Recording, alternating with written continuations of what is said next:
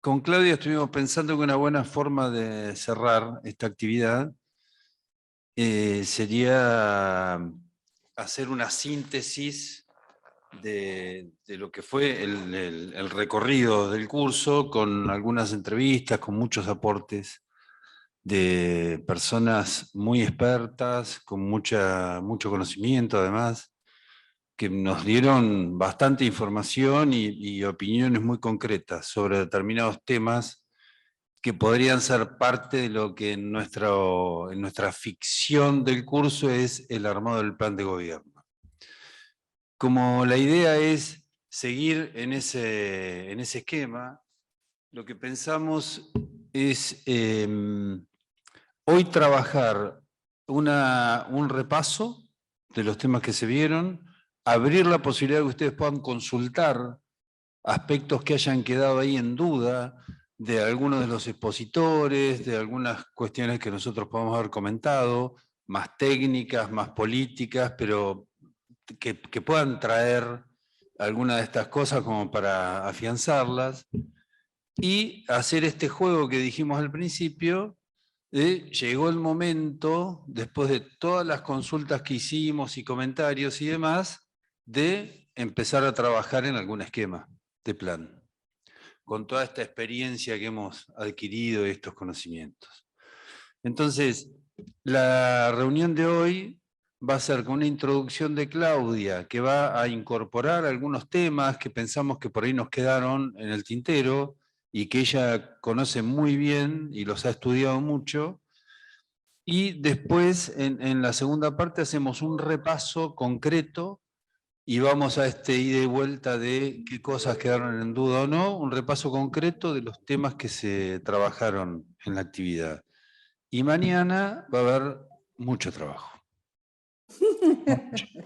Así que los preparamos, vamos calentando motores para el sábado cerrar a toda orquesta, con lo que va a quedar el producto final de este curso, en el cual ustedes van a participar muy activamente en ese armado.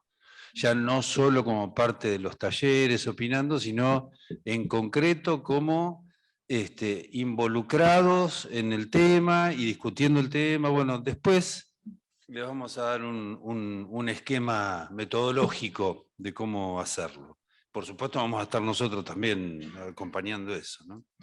Así que para esta primera parte le voy a pedir a Claudia que inicie esta conversación y que nos aporte algunas cuestiones que por ahí ella considera que quedaron dando vueltas y que me parece que son necesarias para este cierre.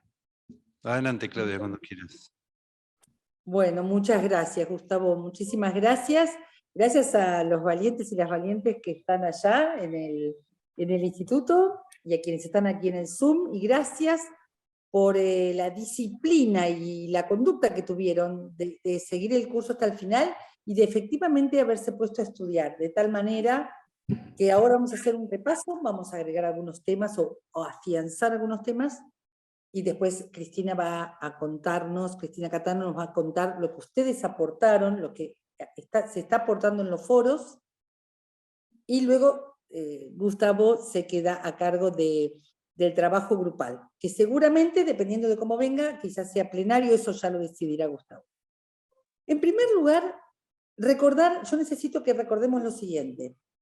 Todo plan, toda agenda de gobierno tiene una fase arquitectónica, que son los temas verticales, dichos en términos de estructura jerárquica, los temas verticales que un proyecto quiere abordar, los temas, los problemas, las agendas que quiere abordar, y eso lo ordena, le hace un cronograma, le pone dinero, lo procesa técnicamente.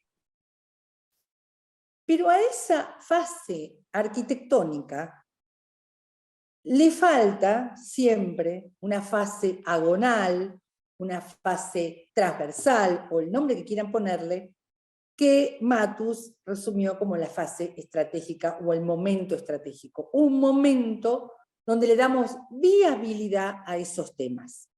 Esta clase podría llamarse de la lista de casamiento a los proyectos factibles. Temas, todos tenemos muchos. Temas que se necesitan solucionar en la Argentina se cuentan de a decenas. Pero, y acá también me surge otro título, no fue magia. Cada vez que alguno de esos temas se logró transformar en política pública y logró transformar la realidad, fue porque se hicieron cosas para que ese tema se pudiera abordar, sostener y generar acciones. Entonces, para que nuestras ideas de gobierno no sean una lista de casamiento, permítanme dos cosas.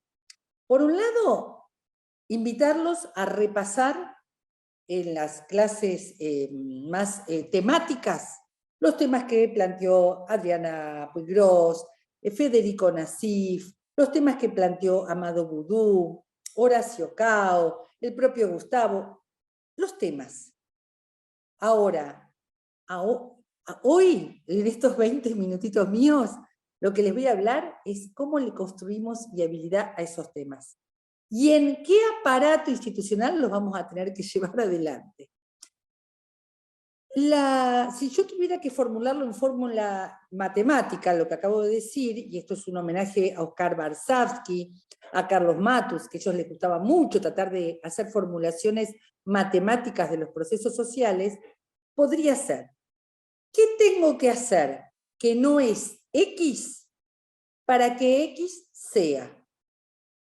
O sea, estoy formulando una función de X en términos matemáticos. O sea, algo que le tengo que hacer a X para que X se produzca, suceda, digamos. ¿Qué tengo que hacer que no son viviendas para que las viviendas se construyan? ¿Qué tengo que hacer que no son vacunas para que un plan de vacunación sea exitoso? ¿Qué tengo que hacer que no son satélites para poner en órbita satélites? A eso le vamos a llamar cálculo de viabilidad o construcción de la viabilidad, y vuelvo a decir, en homenaje a los primeros que tuvieron esta preocupación, que fueron el argentino Oscar Barsavsky y Carlos Matus. Dicho esto, yo necesito que todos nosotros seamos capaces de tener este pensamiento estratégico, y les vamos a sugerir humildemente un método. Yo se los voy a sugerir hoy conceptualmente, y mañana Gustavo seguramente los va a poner a trabajar con este método. En primer lugar, todo tema o todo problema es situado. Es situado, no tiene generación espontánea. Sea el problema que tenemos con la Corte Suprema de Justicia, sea lo que nos está pasando en Jujuy, sea el problema de la extracción y procesamiento del litio, sea la educación o el tema que sea, su estado actual es producto de una situación. Hay una historia detrás de cómo llegamos al punto donde estamos en el presente, hay una historia, hay procesos que se fueron dando que hacen que lleguemos a la realidad de cada uno de los problemas. Nos sirve escandalizarnos, nos sirve decir así no puede ser, esto no puede ser, o sea, hacer un juicio moral. Lo que nos sirve es saber por qué pasó lo que pasó. Una vez que hacemos eso, todos invitados a hacer un juicio de valores desde nuestro peronismo, obviamente, y a proponer un camino de salida. Pero primero tenemos que saber la historia de ese tema y cómo se llegó a la situación actual. A eso Carlos Matus lo llama análisis situacional. A algún autor, sobre todo los autores anglosajones, les gusta hablar de, al mirar un tema, ver fortalezas, debilidades, oportunidades, amenazas. Otros usan otros métodos. A Carlos Matus no le gustaba el análisis FODA. Hay otros métodos, el que quieran. El análisis sociohistórico, el que quieran, pero lo importante es saber, la educación hoy, ¿cómo se llega a esta escuela secundaria, a esta situación en la universidad, a esta situación en la educación de adultos? ¿Cómo se llega a estos niveles de pobreza? ¿Cómo se llega a estos niveles de inflación o lo que fuera?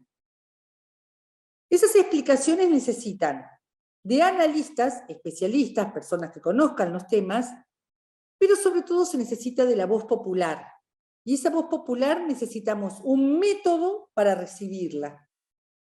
Un método que permita saber cuánto le pega a nuestra gente ese tema y qué análisis tiene sobre ese tema. Hay algún autor que dice, no importa cuál es la razón de un problema, sino las razones percibidas por la sociedad acerca de ese problema. Por ejemplo, si nosotros vamos a la India y vemos gente con problemas de alimentación y vacas que caminan por la calle muy orondamente, para el hindú, para la sociedad hindú, eso no es un problema. Eso es un problema desde nuestra mirada occidental, donde no hay animales sagrados, etc. Aquí ocurre algo similar.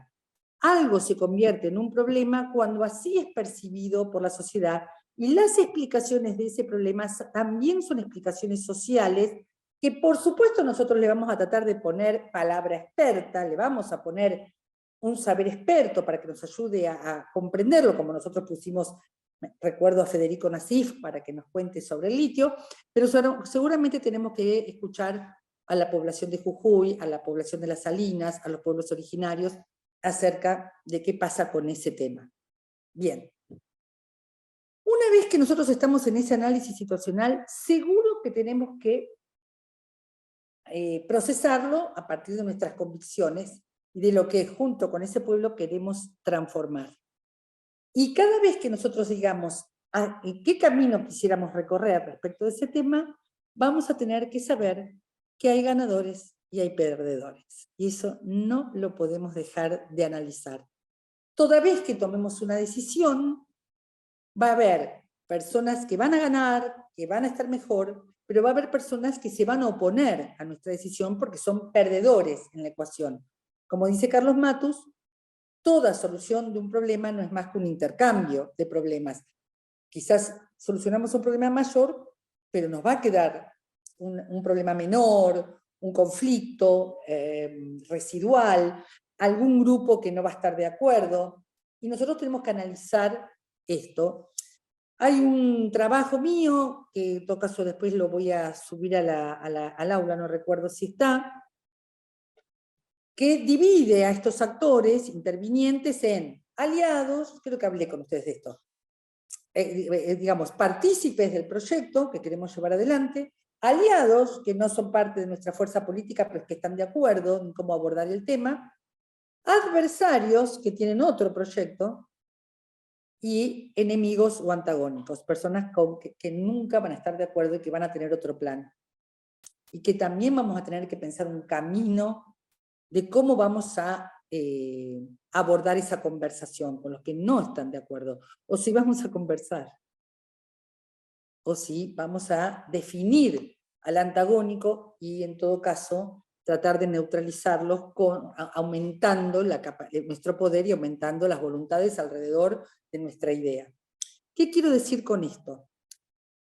No sé si notaron, tanto en Twitter como en otras redes, esto que todo el mundo tiene una solución para el litio, todo el mundo tiene una solución para Jujuy, o todo el mundo sabe qué hacer con la ley de medios, o todo el mundo, ¿no? Y seguramente que hay razones muy valederas, pero la sensación que uno permanentemente tiene frente a esas soluciones en la red es que no se miden fuerzas, que no se analiza el mapa de actores, que no se escribe el mapa de actores y que no se generan las acciones estratégicas y tácticas para que X sea. Ejemplo, seguramente en el tema del litio vamos a tener que hablar con los grandes jugadores. El Estado va a tener que hablar. Si el Estado quiere aumentar su soberanía, no puede hacerlo negando que hay grandes jugadores mundiales en ese tema. Lo que tendrá que pensar es cómo aborda esa conversación con los grandes jugadores. Finalmente, esos análisis, ¿no? El análisis situacional y el mapa de actores, va a necesitar de que nosotros definamos metodologías para llevar adelante nuestra política pública. ¿A qué llamo metodologías? ¿Vamos a hacer reuniones de gobernadores o reuniones de intendentes? ¿Vamos a llamar a una consulta popular? ¿Vamos a llamar al Consejo Federal de Salud, al Consejo Federal de Educación, y le vamos a proponer esta agenda. Hay mecanismos, tanto políticos, orales, más informales, como institucionales, que son los mecanismos que vamos a elegir para darle viabilidad a nuestro proyecto. Yo no escribo un plan de vivienda en un escritorio, después lo presento y listo, y todo el mundo va obedientemente a hacer ese plan. Va a haber acuerdos, va a haber negociaciones, tendremos que llamar a un consejo regional, o a un consejo local, o a un consejo federal. Tendremos que tener conversaciones con los jugadores de los temas de hábitat y vivienda. En fin, las metodologías de intervención en la realidad y los mecanismos con los cuales vamos a iniciar la implementación tienen que estar previstos. Tienen que estar previstos. O sea, fíjense todo lo que les conté que hay que hacer, que no es X, para que X sea. Finalmente, no puedo dejar de resumir diciéndoles, aún, cuando hayan hecho análisis situacional, cuando hayan escuchado expertos, cuando hayan escuchado a la población, cuando hayan hecho el mapa de actores, y aún cuando hayan generado los mecanismos de implementación, cada día va a ser el día 1 del plan. Seguramente van a tener que revisar cómo lo están implementando. Cuando la política comienza con nuestra toma de decisiones a ponerse en marcha, seguramente también tendremos que tener cuidado de que no sea pura voluntad y que tenga la regulación necesaria en el sentido de una disposición, un decreto o una ley que lo acompañe. Y siempre con mucha astucia. No hagamos códigos con las leyes. Hagamos leyes cortas, breves, simples, fáciles de ingresar en la agenda de los congresos o las legislaturas provinciales o los consejos deliberantes, como ordenanzas. Hagamos resoluciones simples, simplifiquemos los procedimientos, negociemos con las áreas de compras, con las áreas de contrataciones, revisemos los pliegos de las licitaciones. No puede ser que la mitad de las licitaciones nos queden desiertas. Ahí no hubo cálculo de viabilidad, no hubo cálculo de proveedores. En fin, ¿por qué les cuento todo esto? Porque un plan no es una lista de casamiento. Un plan nunca es magia. Tiene mucho trabajo detrás, de equipos. Y ahí, si me permitís, Gustavo, hago un último comentario, y en todo caso le pedimos a Judith que me avise si hay algún comentario, alguna pregunta, o algún comentario tuyo, Gustavo, de la gente que está por allá, por el Patria. No puedo dejar de decirles que el Estado nacional, los estados provinciales y el Estado local, los municipios de la Argentina, tienen muchos resabios burocráticos. Y esos resabios burocráticos no juegan en favor de las decisiones, no juegan en favor de la eficacia, de la rapidez, de la agilidad. Por lo tanto, nosotros no podemos entrar a pensar en un plan si no reconocemos que hay un Estado y una administración pública a mejorar, a innovar, a simplificar. ¿Con quiénes lo vamos a hacer? ¿Con consultoras? ¿Con centros de estudios? ¿Con organismos internacionales? No. Esa mejora de la administración la vamos a hacer con los propios trabajadores y trabajadoras estatales, que ya saben todo lo que tienen que mejorar en sus propias oficinas y que están bastante resistentes a los nuevos planes porque nunca los han escuchado. Vaya en estas palabras mi homenaje a los trabajadores y trabajadoras del Ministerio de Desarrollo Social de la Nación, que cuando estuve como directora nacional del monotributo social, fuimos capaces de que un trámite para obtener el monotributo social que duraba 1 año, pasara a durar 15 días. Y donde vimos todos los problemas del sistema, desde la tardanza de los correos desde las provincias a la sede central, desde la tardanza de la carga de los datos, desde que se pedían datos innecesarios y que al no pedirlos facilitábamos. Recuerdo siempre alguna delegada que me decía, no, yo junto todos los pedidos de monotributo social del mes y después recién te mando el correo. Le digo, perdóname, o sea que el que se anota el día 1 tiene que esperar hasta el día 30 para que vos lo mandes a la sede central. ¿Estoy escuchando bien? Sí, sí, tiene que esperar hasta el día 30, porque yo cierro el 31 y te mando el correo. ¿Y por qué haces esto? Porque eran correos físicos, correos de papel. Y para ahorrar. No ahorres. Todas las semanas mandame quienes se quisieron anotar esa semana en el monotributo social. ¿Qué quiero decir con esto? Que nosotros, si no le ponemos el cuerpo a este Estado tiene tendencia a la burocratización de sus procedimientos. Así que lo quiero aclarar porque el vehículo en el que vamos a hacer andar nuestro plan de gobierno es un vehículo que tiene sus fallas y que también vamos a tener que mejorarlo y fortalecer. Yo quería contar estas cosas, Gustavo, no sé si de lo que habíamos charlado me está faltando algo, si no, decime. Me estaban dando micrófono. Me parece bien lo que estás planteando porque es algo que hay que recalcar. Y quizás si querés profundizar un poquito más en esta idea de cómo caracterizás vos, además de lo burocrático, al Estado en general. Más de una vez Claudia ha hecho algunos comentarios respecto de la figura de un Estado embarazado, ¿no? Bueno, cómo no. ¿Qué es lo que querés decir con eso? Bueno, vamos con esa figura. Cuando los dirigentes políticos llegan a un área de gobierno o un organismo, a la titularidad de un organismo, de una dirección nacional, de una dirección, se encuentran con las resistencias de los trabajadores y trabajadoras. Esto es dato que van a resistir por su agotamiento. Están cansados de recibir gente que no sabe, que un día los llevan para allá, un día para allá y que nunca los consultan. ¿Cuál es la tendencia y la debilidad de los funcionarios y funcionarias políticas? Que como ven esa resistencia dicen, bueno, que los trámites burocráticos los hagan ellos, dar licencias de conducir, habilitar comercios, lo que fuera. Yo me voy a traer a mis compañeros, los pongo como asesores y con ellos hago otras cosas más rápidas. Entonces los estados se embarazan. Está la administración, ¿no? Con sus líneas verticales, con sus direcciones, departamentos, divisiones, y una curva llena de asesores, que en realidad no son asesores, son un equipo de funcionario entrante que trata de hacer cosas más ágiles y más rápidas por esta lentitud de la burocracia.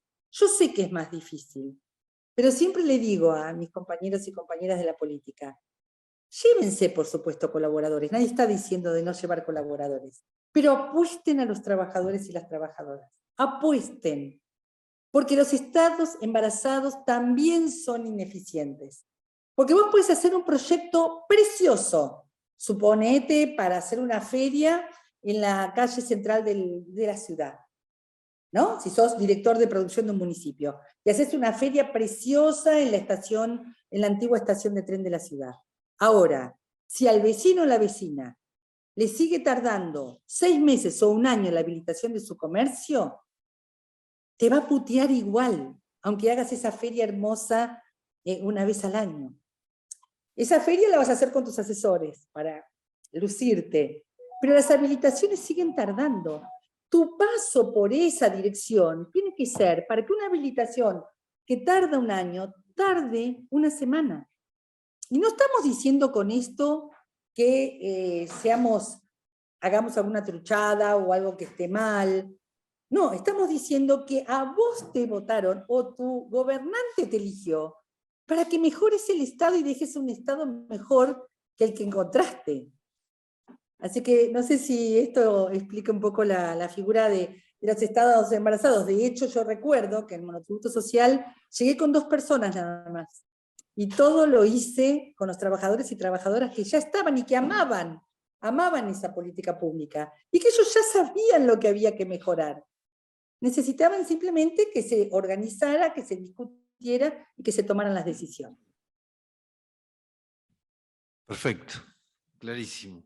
Sí, incluso le agrego el embarazo de normas, que ante la imposibilidad de desactivar normas que no sabemos si existen o no, se van creando nuevas normas y nuevos procesos que se superponen permanentemente, y áreas que se superponen permanentemente, y organismos que responden a distintas lógicas.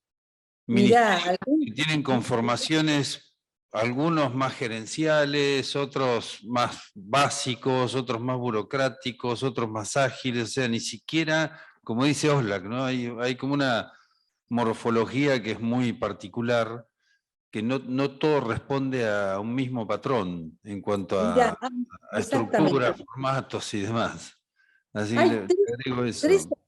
tres arqueos que hay que hacer cuando vos llegás a un puesto.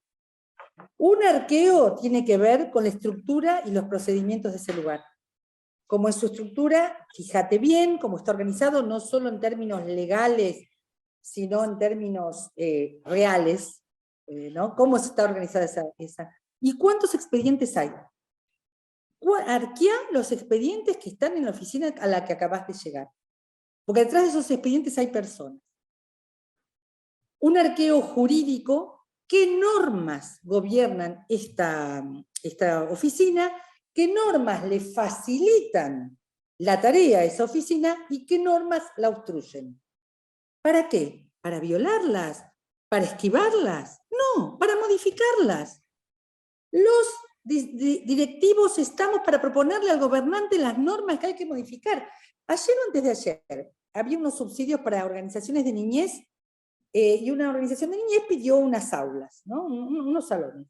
Y se lo rechazaron. Digo, pero ¿cómo? Si a este otro grupo sí se lo dieron las aulas. Ah, no, pero la norma dice que hogares de convivencia sí, pero casas de niños no. ¿Y por qué dice eso? No sé, la norma está desde el año 2002 o 2001, no me acuerdo qué año me dijo. ¿Y no la podemos cambiar? Ah, sí. Y entonces, o sea, estamos para cambiar las normas que obstruyen el proyecto que queremos llevar adelante. Y como bien decía recién una participante, ese embarazo de las organizaciones a veces lo hacemos con los propios familiares cuando no tenemos personas de confianza y eso es lo que más cae, es lo que cae peor, es lo que cae peor en las oficinas. Y el tercer arqueo que hay que hacer es el mapa de trabajadores y trabajadoras, sus relaciones de empleo, si son monotributistas, si son planta permanente, si son planta temporaria, y el arqueo de cuánto ganan. Porque las inequidades son tremendas, muchas veces, haciendo la misma tarea. Y a vos también te corresponde que esa gente sienta que aunque gane poco, no se está cometiendo una injusticia con ella respecto de lo que gana un compañero o compañera que trabaja y hace lo mismo que ella.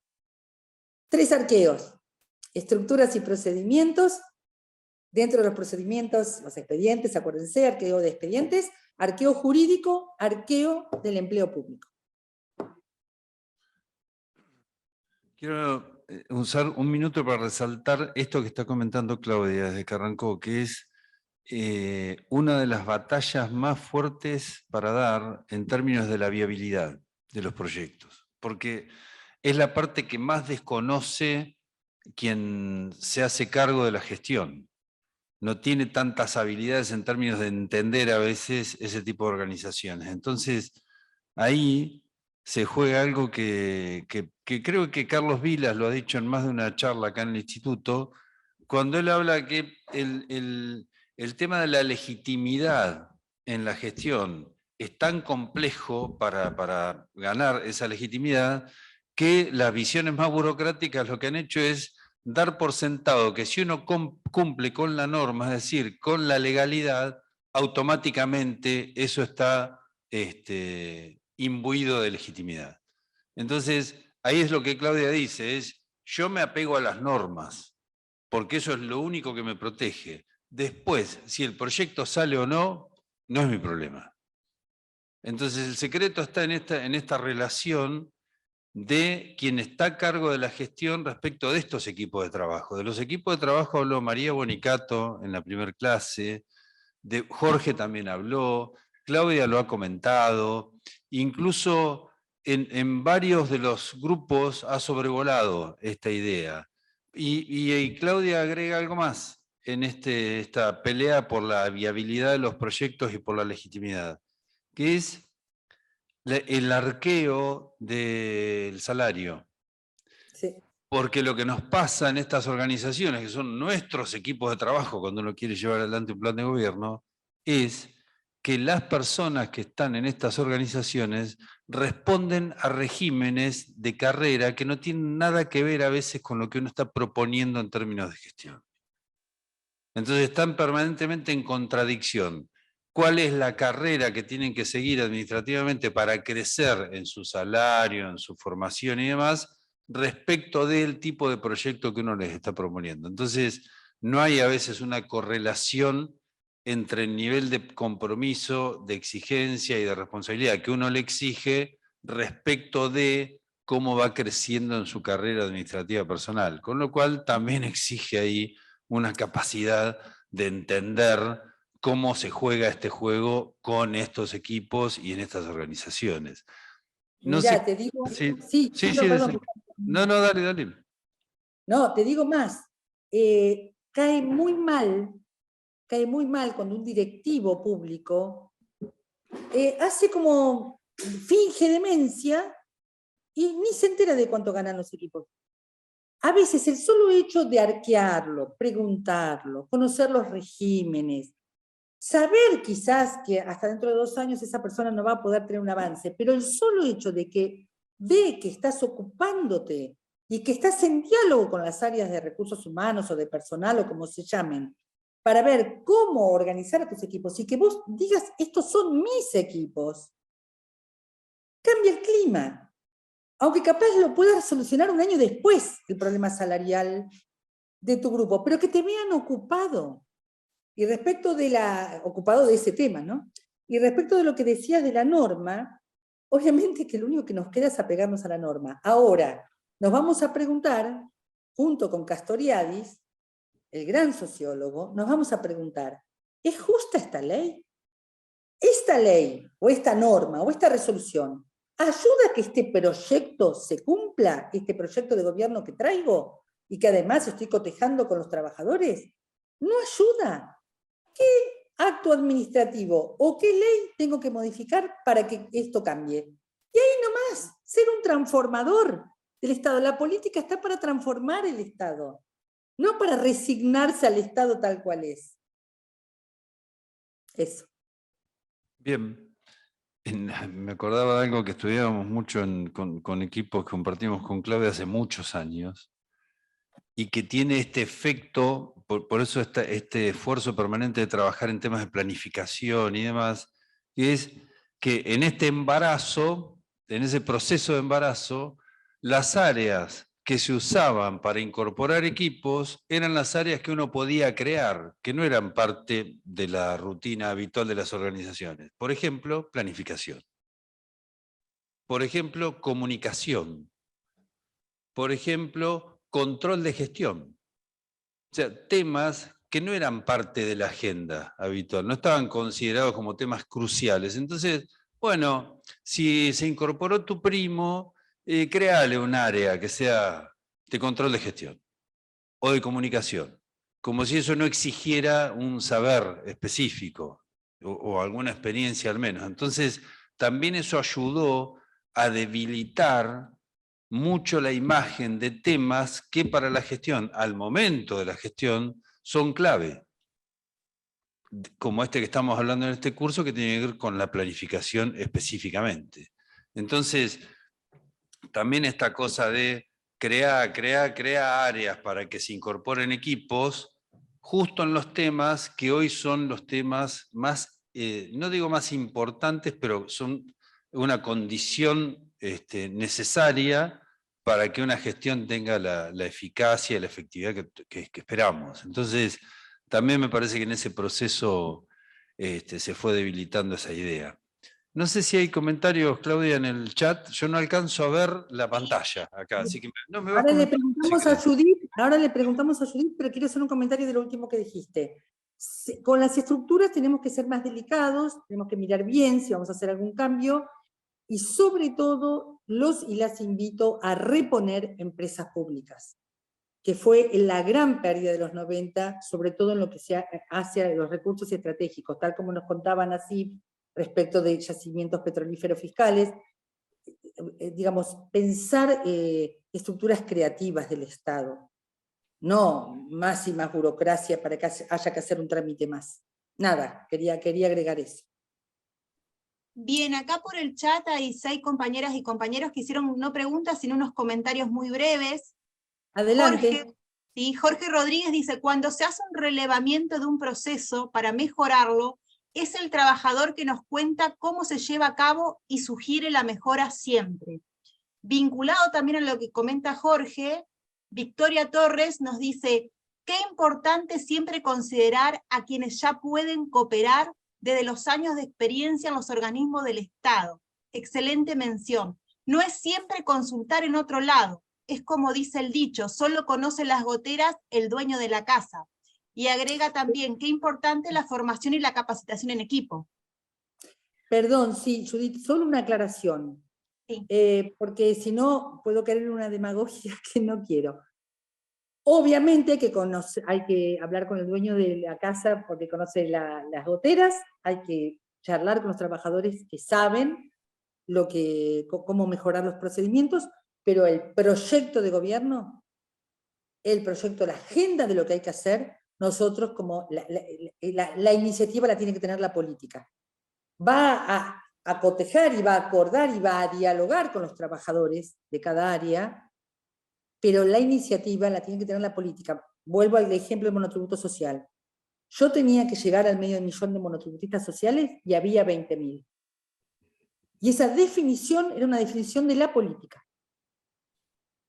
Y a partir de allí, cotejar que los trabajadores se subieran a esa épica y junto con ellos mejorar los procesos. Pero lo aclaro, porque si no parece que el político no tiene nada que decir. El político tiene que poner el norte, o la política, ¿no? Tiene que poner el norte, y en todo caso cotejar ese norte con los trabajadores y trabajadoras que nos pueden ajustar el norte, ¿no? Y decir, sí, vamos hacia allá, pero cuidado con esto, veamos esto. Perdón.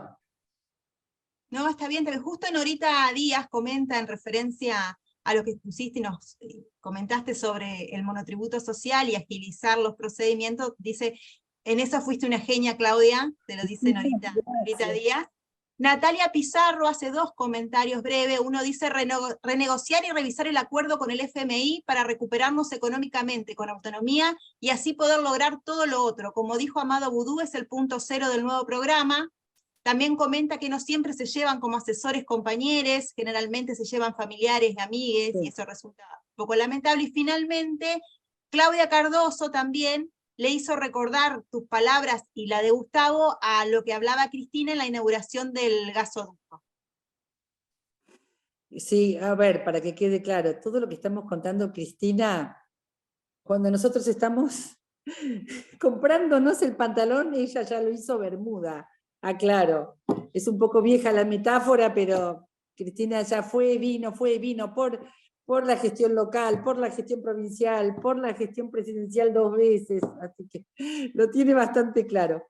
Sí, gracias por las palabras, y sí, es cierto, digamos, el programa 0 es el acuerdo con el FMI, y allí aparece lo que les decíamos hoy, lo de la política agonal. Eso es pura negociación política, pura astucia, puro...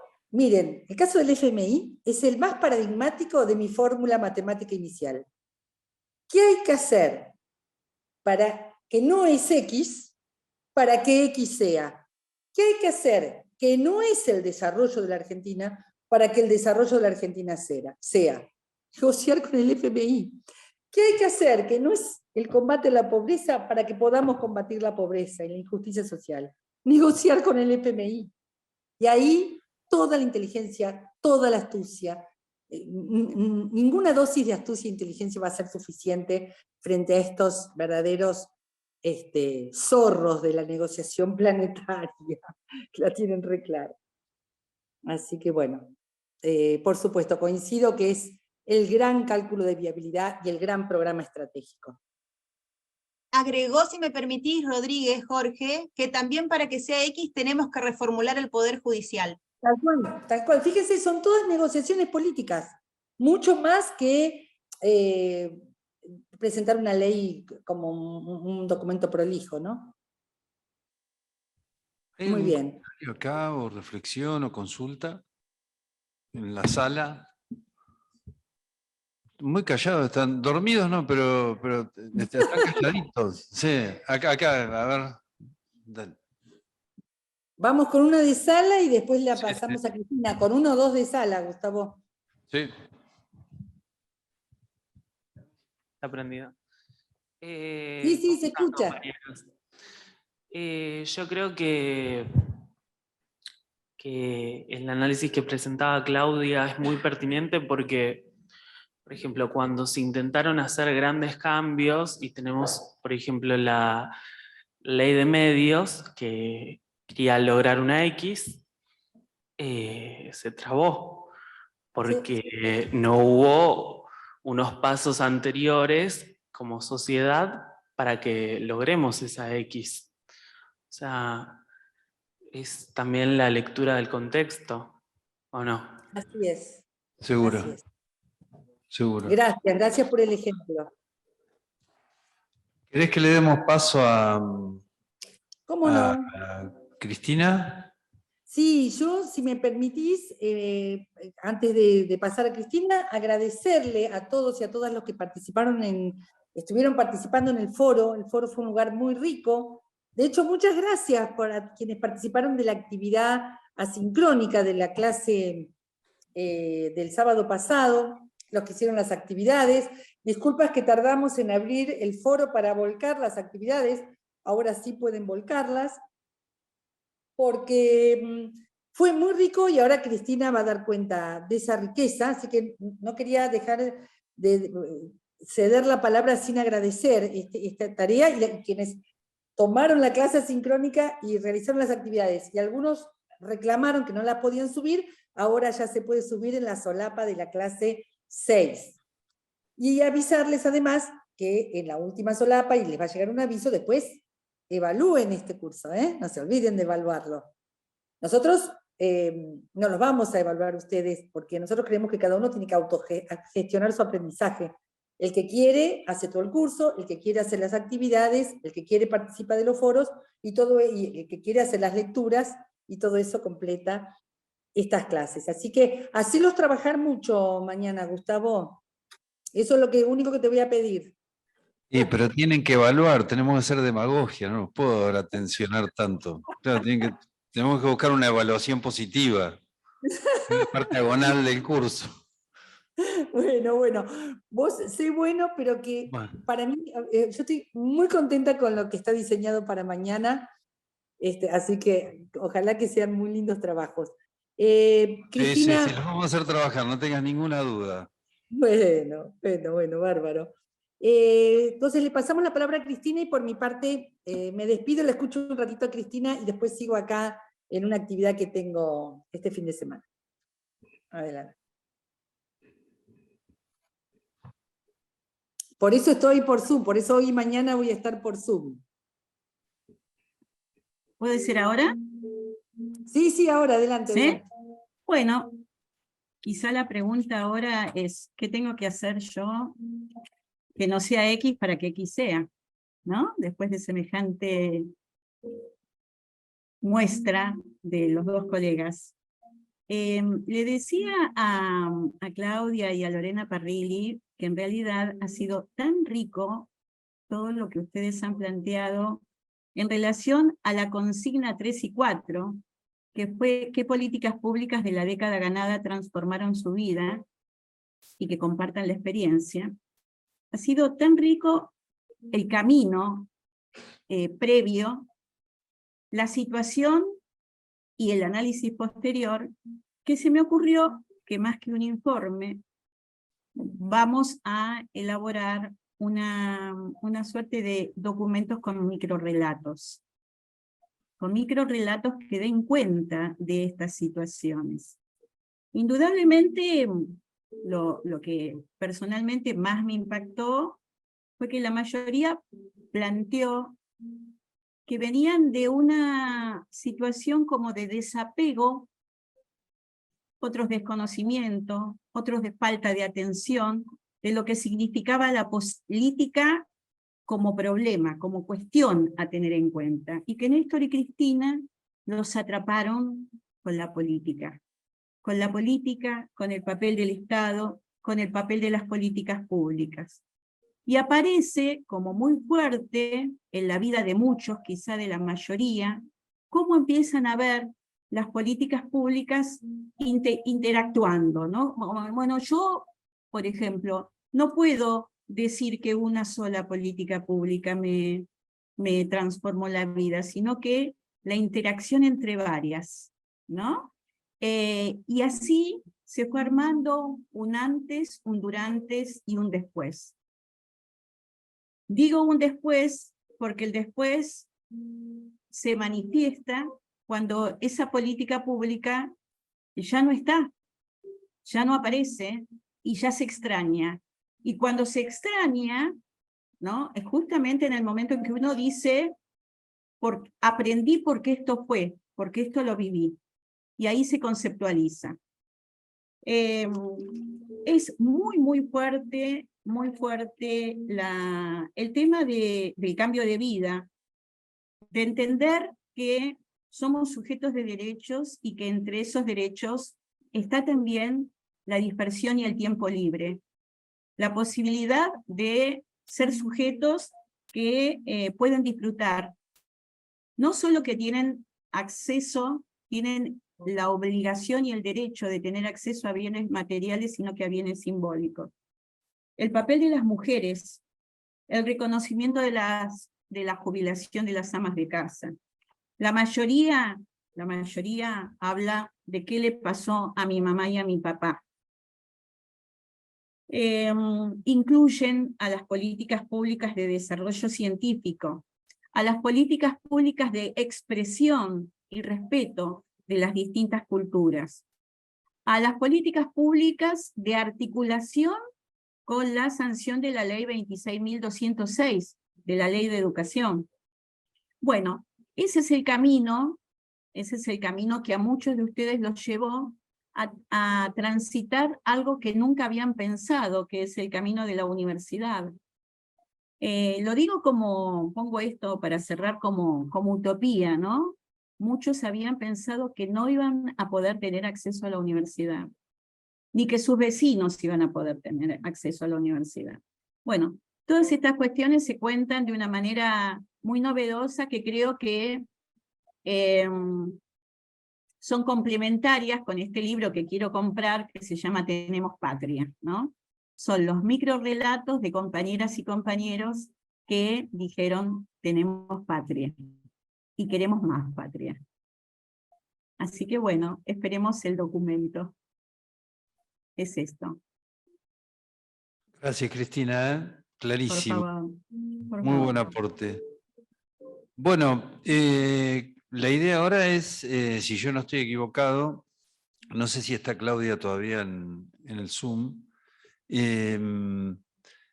abrir esta segunda parte que entiendo que la seguiríamos también en plenario, y en este caso, Judith, irías comentando conmigo si hay alguna consulta o aporte de quienes están en el Zoom. ¿Esto lo haríamos así? Sí, así me había comentado Claudia. Perfecto, bueno, me marcás las veces que sea necesario como para intervenir, no hay ningún problema. Perdón, Sí. una cuestión técnica que no sé quién la tiene que resolver, pero me van llegando correos que dicen que el foro de la clase 5 y 6, la actividad está oculta y no pueden subirla. No pueden subir las respuestas. Me llegaron varios correos y eso yo no lo sé resolver. No sé quién lo tiene que hacer, es una cuestión técnica. Claro, le estaba pidiendo que me manden un correo para luego, así luego los contactamos con quien lo resuelve para no cortar la clase. Si pueden dejar sus correos, porque hay 3 personas, me parece que ya escribieron, que tuvieron inconvenientes, y cuando termine la clase vemos, porque estoy revisando y sí, está como oculto. Así informamos para que lo puedan habilitar, pero igual si me quieren dejar acá en el chat el correo para luego avisarles, para que puedan ingresar y subir la actividad y participar. Sí, disculpen. Perdonen, Pablo, tomamos nota igual del tema y vamos a verificar en la plataforma esa cuestión como para intentar resolverla hoy o mañana temprano. Gracias, Pablo. Gracias. Bueno, abrimos la segunda parte. ¿Hay algún comentario que quieran hacer previo a esto o aporte? ¿Alguna consulta? No sé, Judith, si quedó algo ahí en el Zoom dando vueltas. No, ahora están como que empezando a hacer comentarios, te los leo, porque recién están así recién puestos los comentarios. Si querés leo estos dos comentarios y arrancamos. Dale.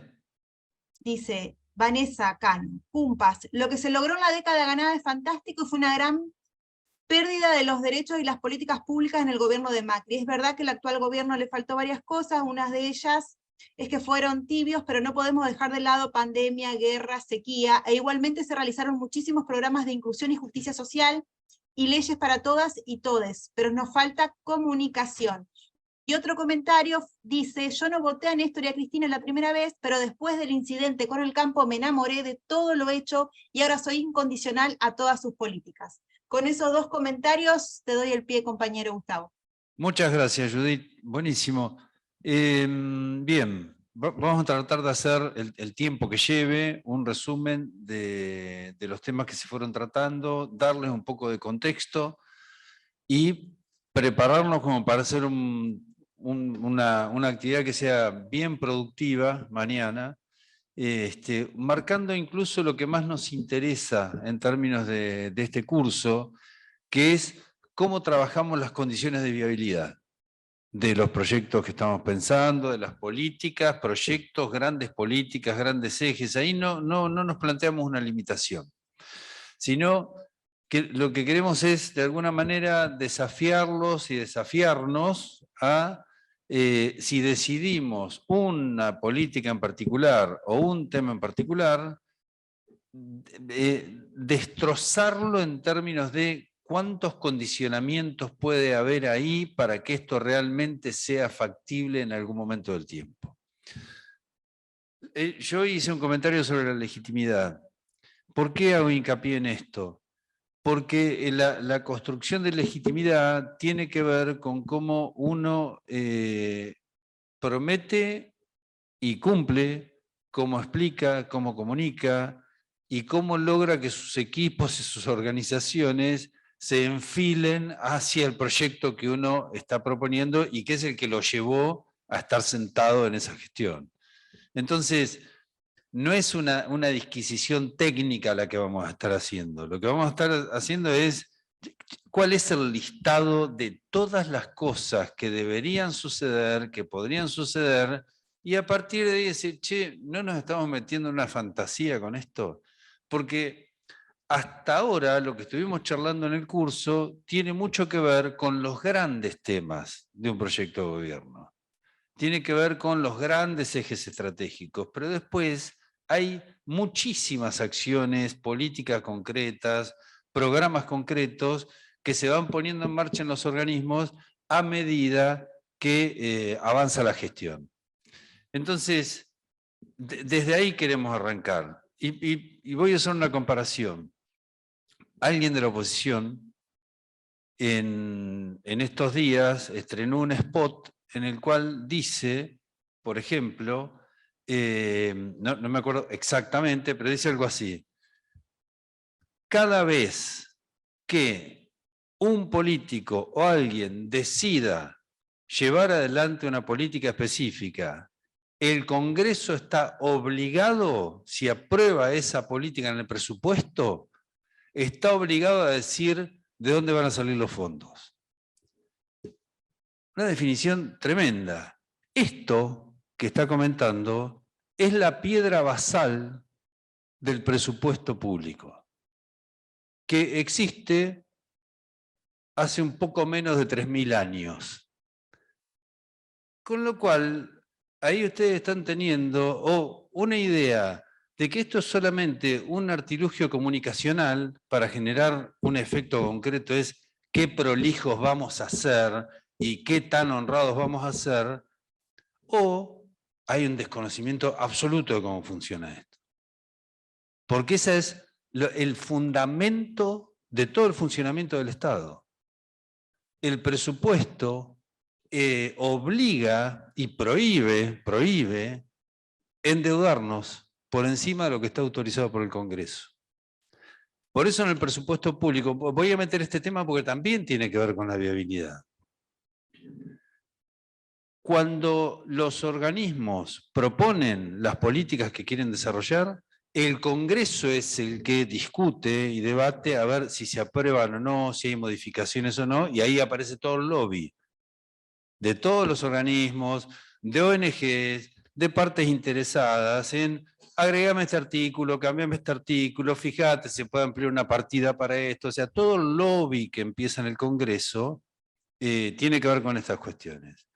¿Por qué? Porque el Congreso aprueba en un momento las políticas que el Ejecutivo le está presentando, y si no alcanza la proyección de fondos de recaudación que el Poder Ejecutivo está haciendo para el año siguiente, que es cuando se va a llevar adelante ese presupuesto, si no alcanza, el Congreso tiene que autorizar hasta cuánto se puede endeudar el Estado para financiar las políticas que faltan. Es decir, permanentemente el Congreso está diciendo, para financiar esta política, esta plata va a salir de tal recaudación o de endeudamiento con un organismo internacional o de endeudamiento del Banco Central con letras del Tesoro, pero ya lo autoriza previamente. Es un punto importante porque nos lleva a esta idea de grandes ideas y grandes proyectos que por alguna razón después no avanzan, no suceden, se atrasan en el tiempo y empezamos a perder esa legitimidad que habíamos ganado en función de la inteligencia de nuestras propuestas. También hay propuestas al estilo en este spot como no vamos a permitir que las empresas públicas tengan déficit. Sí, está bien, es una verdad. Encantadísimos que no tuvieran déficit.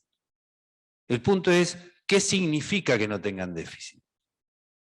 ¿Cómo se logra que no tengan déficit sin privatizarlas? Entonces, ¿cuánta batalla hay que dar ahí en términos de empleos, en términos de cómo se financia, en términos de servicios que se dan de baja o no, en términos de servicios que están incluso relacionados con áreas productivas que aun cuando ese servicio no sea rentable, sí lo es el área productiva al cual ese servicio está llevando el transporte. En fin, digo, hay montones de definiciones de grandes políticas que cuando uno empieza a desmenuzar, se empieza a encontrar con estas situaciones. Entonces, cuando Jorge Sotelo en la primera clase hablaba de ampliar el campo de gobernabilidad, lo que él está diciendo es esto, es, ojo, la definición es muy buena y tiene una buena recepción en términos de la sociedad, de quienes nos van a acompañar. Tiene buena recepción, la acompañan. Ahora, cuidado, porque yo no voy a explicar en detalle cómo va a suceder toda esta implementación. Pero lo que sí tengo que saber es si va a suceder. Por lo menos saber si va a suceder y en qué medida va a suceder. Alguien comentó en el chat el tema del Fondo Monetario, que es el tema nuestro. Está bien, es un condicionamiento, pero si no hay un acuerdo, igual el país tiene que seguir. No nos vamos a ir del país. Y esto, por más que sea una condición, tiene sus bemoles. Yo tengo el orgullo de ser muy amigo de alguien que está en ese equipo de negociación. Están desde el martes pasado con la valija preparada, en la oficina. Nos salen, salimos mañana, nos salen, salimos pasado, nos salen, salimos el martes, ¿verdad? Y así. Y ustedes dirán, ¿qué improvisación? No, es parte de la negociación. Es parte del tironeo y es parte de llegar no al acuerdo, porque al acuerdo se llega fácil. El tema es llegar al acuerdo en función de cómo queremos nosotros llegar al acuerdo. ¿Qué cosas van a estar dentro de ese acuerdo que a nosotros nos dejen conformes en términos de, bueno, ahora sí, viabilizamos esta situación y vamos para adelante? Por lo tanto, nosotros tuvimos temas relacionados con lo económico, muchos. Tanto Amado básicamente planteó esto en varias cuestiones, y también lo planteó en cierto modo el experto en temas de litio, no recuerdo el apellido, pero que también tiene que ver con una cuestión no solamente económica, sino geopolítica. O sea, porque todo lo que está sucediendo en Argentina también está enmarcado en una cuestión geopolítica. Hay muchos intereses ahí intercediendo para que tironear de un lado o del otro. Entonces, todo esto que estoy planteando es lo que les pido que ustedes tengan en la agenda para cuando analicen los temas que consideren que tienen que formar parte de este plan y cómo van a poder explicar qué nivel de viabilidad, qué nivel de capacidad de implementación tienen, si lo consideran algo inmediato, no inmediato, en fin. Y sobre todo, Claudia lo comentó a nivel de los planteles, de las organizaciones, es qué capacidades tenemos que generar. ¿En dónde creemos que hay ámbitos en los cuales tenemos que trabajar para fortalecer capacidades? ¿Y cuáles? ¿Cuáles? En un primer listado, un primer paneo que hemos hecho con Claudia y con un equipo de trabajo respecto de capacidades, nosotros separamos en dos grandes bloques las capacidades. Les comento esto para que lo tengan ya en cartera para imaginar lo que van a tener que imaginar. Hay un grupo de estas capacidades que son las que Claudia describía al principio, que juegan todo el tiempo, que es la capacidad técnica, el saber hacer en la organización. Es el experto en compras y contrataciones, el experto en procedimientos administrativos, la experta en presupuesto, la directora de administración, o sea, personas que entienden con mucho conocimiento y tienen mucha experiencia en llevar adelante esa actividad, que son muy profesionales en llevar adelante esas actividades. Esos equipos generalmente forman parte de la planta permanente de esas organizaciones. Son áreas que están, de alguna manera, asignadas a equipos muy técnicos. Y también se suman equipos técnicos cuando los organismos son más especializados. Por ejemplo, SENASA, veterinarios, agrónomos, especialistas en laboratorios, o sea, equipos técnicos por fuera de lo que es la estructura básica de administración de una organización. Entonces ustedes se van a encontrar una organización con sistemas que son parte de lo estructural de esa organización. Los sistemas que administran los recursos, los sistemas de personal, los sistemas de control. Porque hay en todas las organizaciones un área de control. De hecho, hay un organismo rector de control que es la Sindicatura General de la Nación, en el caso del Gobierno Nacional, las contadurías generales en algunas provincias, los tribunales de cuenta, es decir, organismos que también tienen muchos años de recorrido y de especialización en lo que es el control público. Y son los que nos van a decir, mira, esto se puede o no se puede.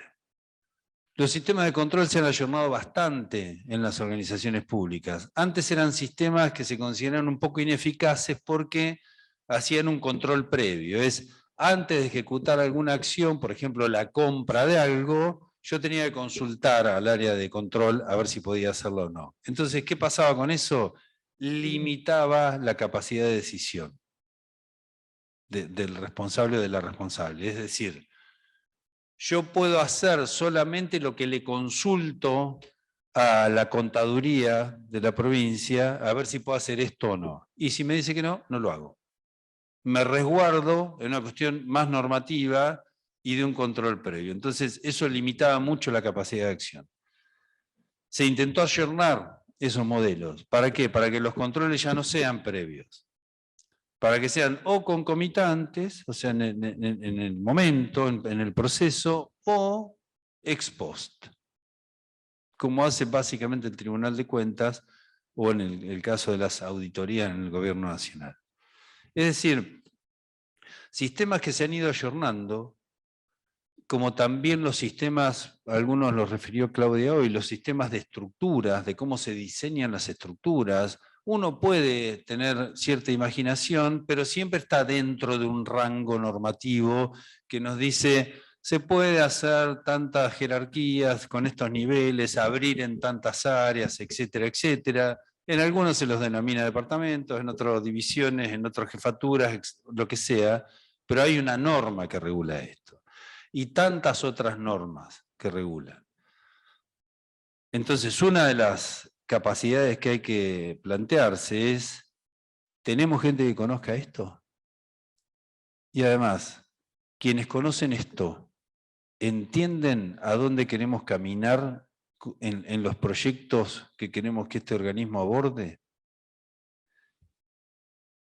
En esto, Oslak planteaba, creo que fue Oscar Oslak, ¿sí?, que decía, el equipo de gestión que asume generalmente no conoce mucho del métier técnico de estas cosas.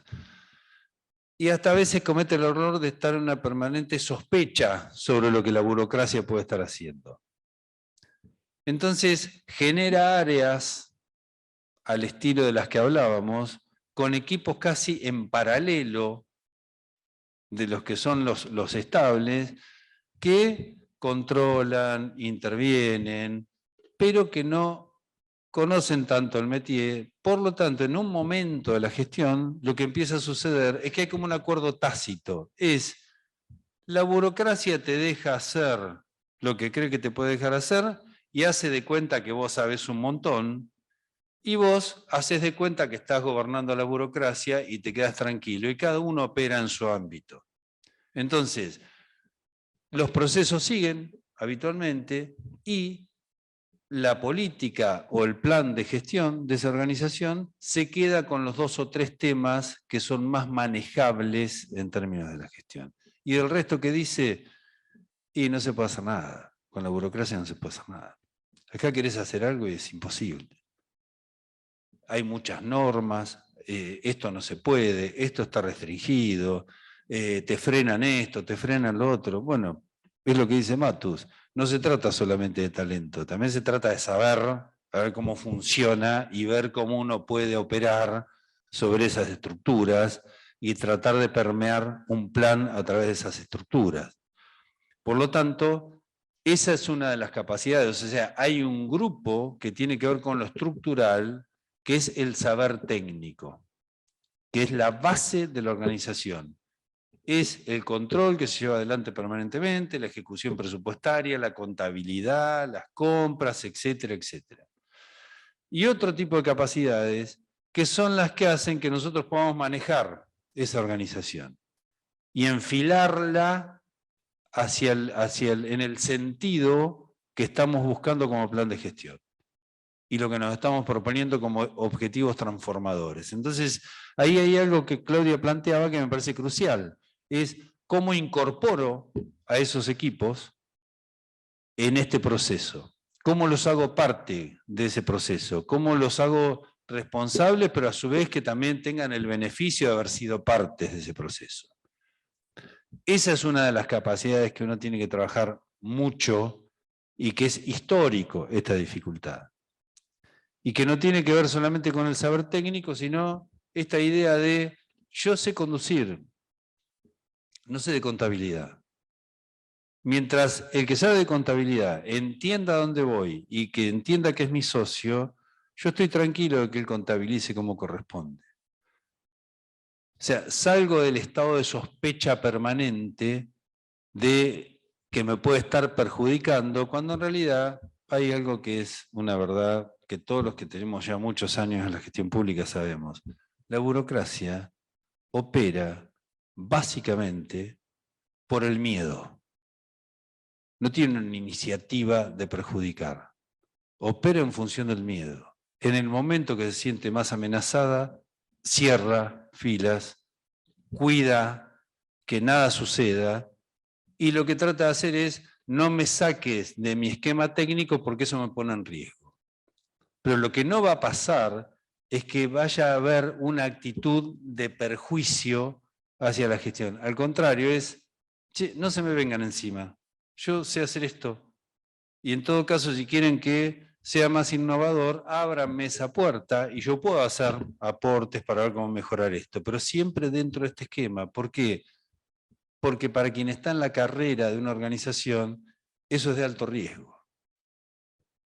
Y opera, como dije hoy, en una carrera administrativa que, bueno, yo soy habitante de esta organización hace 15 años, 20 años. ¿Por qué voy a entrar en riesgo de hacer algo ilegal o que yo crea que es ilegal si no tengo una explicación clara de por qué o a qué apunta? Entonces, ahí hay una necesidad de coordinar y de sintetizar saberes técnico-políticos. Es una burocracia, un equipo técnico que entienda que la política es la que maneja una organización, y una política que entienda que no necesariamente tiene que ser experta en las cuestiones técnicas, pero que sí es importante que esos equipos alineen su actividad en función del proyecto de gestión, del proyecto de gobierno.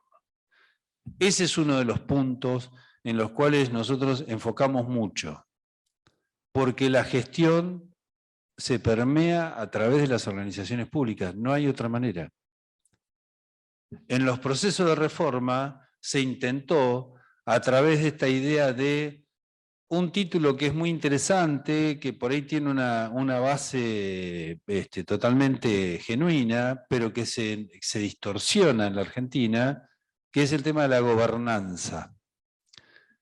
Muchos años se habló de los procesos de gobernanza, los programas de gobernanza y demás, que lo único que intentaban hacer es que ante la desconfianza que tenían sobre la ineficiencia de la gestión del sector público, que determinados programas que llevaba adelante el sector público fueran controlados por organizaciones privadas. Básicamente por ONGs, internacionales, además. Entonces, era una manera de decir: mirá, ustedes son ineficientes por naturaleza y probablemente haya mucha corrupción en lo que estén haciendo. Entonces, en vez de luchar contra eso, lo que vamos a hacer es: deríbennos a nosotros esos programas.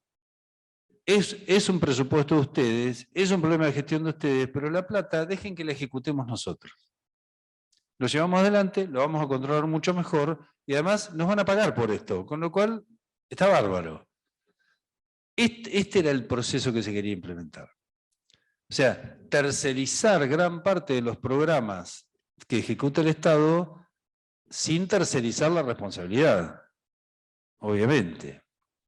Entonces, todo el tiempo hubo intentos de generar estos mecanismos para aislar la discrecionalidad de la decisión política al momento de la implementación.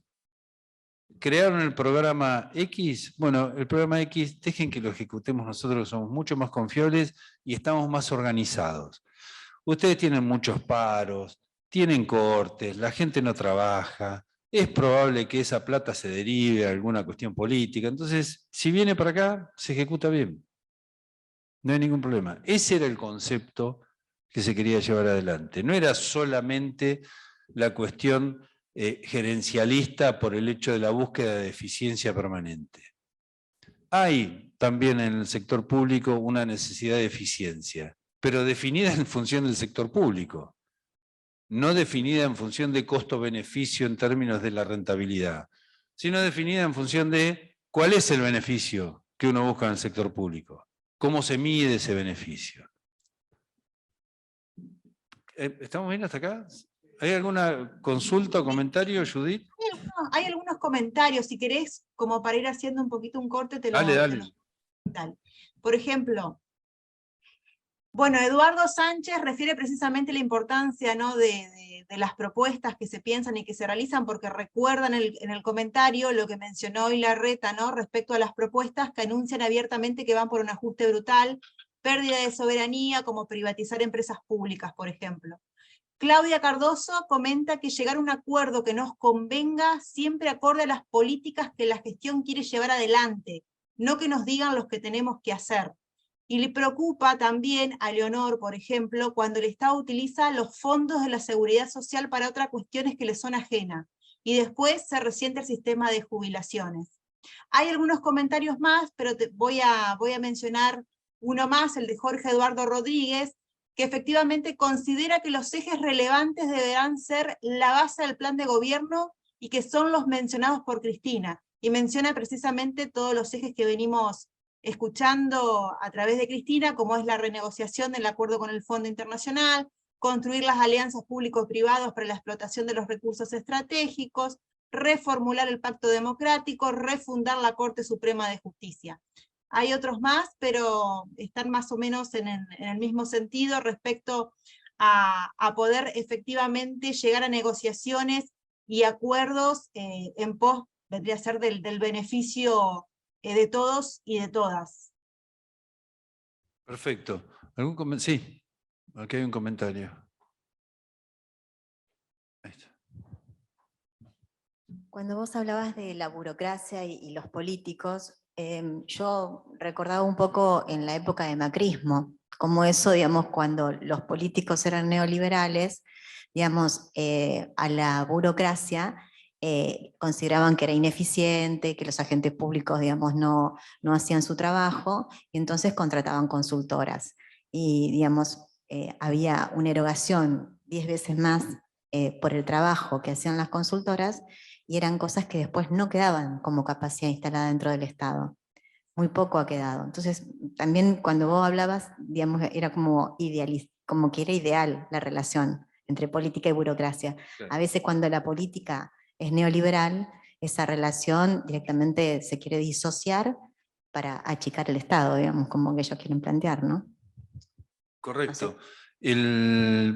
Por eso creo que hay un par de comentarios de los que hizo Judith también que me hacen decir esto. En todo el debate que vayamos a tener respecto de un esquema, de un plan de gobierno, creo que puede ser importante, aunque parezca una verdad de perogrullo, poner cuáles son los 2 o 3 valores que nosotros no negociamos. Y a partir de ahí, arrancar. Porque ahí está la gran definición. Lo que vos describías es la idea de que la política no interfiera en el funcionamiento del Estado. Que en todo caso tenga un margen de trabajo, como los países que tienen sistemas financieros offshore. Y que uno dice, pero no son países ricos. No, porque el sistema no derrama. En realidad, lo que hace es operar en una franja determinada que es hacia afuera. Por lo tanto, lo que dicen es, ocupate como decisor o como decisora política de los 2 o 3 temas que la gente te demanda. No pienses en cosas transformadoras. O sea, tu agenda, este es un modelo de gestión que tiene que ver con el neoliberalismo. Es la demanda de la gente es esta. Ocupate de satisfacer esa demanda. Ya está definido cómo se va a hacer. Entonces, limitamos de esa manera la capacidad de decisión. Y si además los programas están controlados por ámbitos externos y no por los organismos de control específicamente que tiene el Estado, tenés cubierto y tenés en cierto modo blindado al funcionamiento del Estado de la irrupción de la política. Esa es la gran discusión y ese es uno de los valores que yo digo, es, ojo, cuando definamos un plan de gobierno, una de las cuestiones es, nosotros creemos que las organizaciones son gobernadas por la política. que los saberes técnicos son los que aportan, apoyan y nos ayudan a implementar mejor las cosas y a corregir y demás. Pero la orientación y la gran definición, y quien dice que no nos corremos de ahí, es el decisor político. Y ese es un modelo de gestión. Eso tiene que ver con un modelo de gestión. Por eso la lucha de los 90, 93, 94, hasta acá, o básicamente hasta el 2001, más fuerte, y después por ahí algún atisbo en el 2016 en adelante, era vayamos a lo gerencial. Vayamos a lo gerencial porque la decisión tiene que ser racional, y en la decisión racional no cuenta la medición de valor de lo intangible. O sea, no cuenta la medición de valor de la satisfacción.